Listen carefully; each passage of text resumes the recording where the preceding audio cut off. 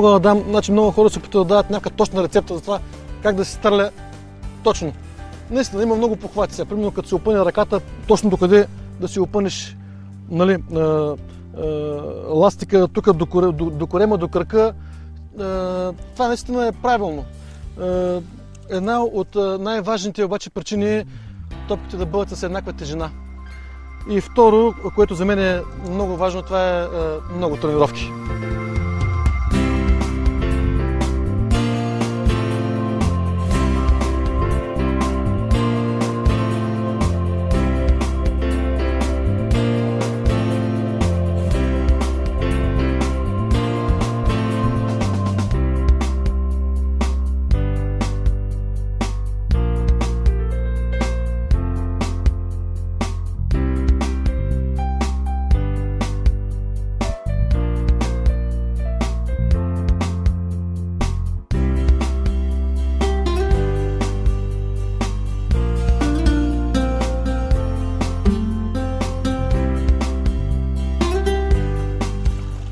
Преди 10 минути започнахме риболова.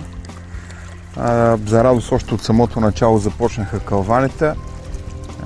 Излизат основно червеноперки, от истинските червеноперки. Ето като